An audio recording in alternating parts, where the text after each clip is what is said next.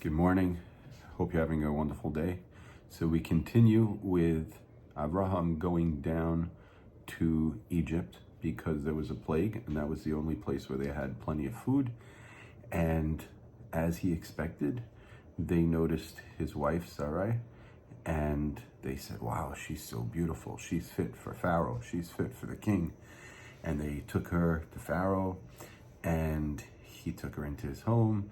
And of course, he was afflicted with a lot of punishments. Anytime he would try to approach her or go near to her, angels, which weren't seen, so it just seemed like some kind of spooky, unnoticeable thing, kept hitting him and whacking him.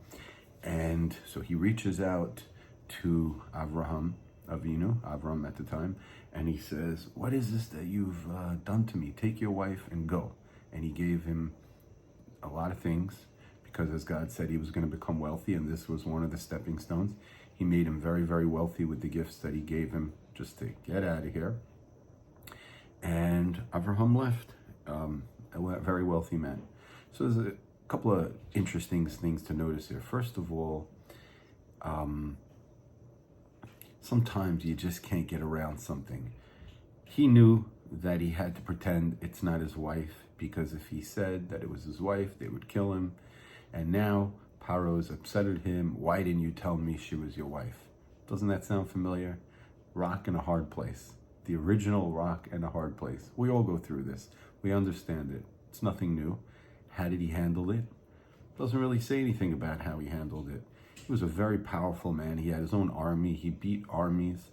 He took her and he went. He didn't start bickering. It takes a smaller man. "If I told you she was my wife, all these things." He didn't bother. And that's something we can learn from.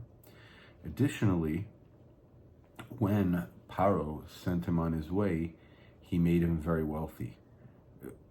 Not that God made him very wealthy, but he gave him a lot of wealth, a lot of gifts. What's that all about? I think he understood. In those days, the world, people were on a higher level. We have what's called Yeridas Hadoros, the lowering of the generations. Every generation, we believe, is one lower since the Torah was given, since the beginning of time. And you see that a man like that, even though he was driven by lust and worldly objects, but he understood the power that when God interferes and interrupts and punishes you like this for another man's wife, then there's something's going on here, and you want to be on their good side. This is unfortunately not something you would necessarily see in the world today. It's something that is actually a shvach, a compliment to Pharaoh, if you think about it, because he could have just said, "Get out of here. I don't want to have any part of this. Take your wife, go." But instead, he gave him gifts. And what was the first thing that Avraham Avinu did when he left? He went and he gave thanks. There's a constant thing throughout Avraham Avinu's life that it's so usual that it almost gets taken for granted. He was someone who was a thankful person. He consistently was always bringing sacrifices and was always acknowledging and connecting with God. After every single trial and tribulation and test, he was always connecting with God.